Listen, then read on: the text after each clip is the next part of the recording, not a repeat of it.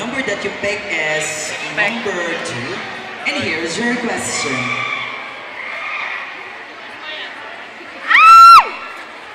What do you think is the essence of having culminating activities in PE?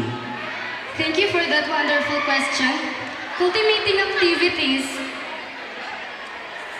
is important to us because as a student, ina-apply po natin ito para sa Alinyek, ayun.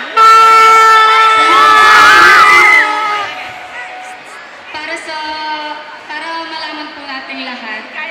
And then I think this is the time to apply these cultivating activities. That will be all. Thank you.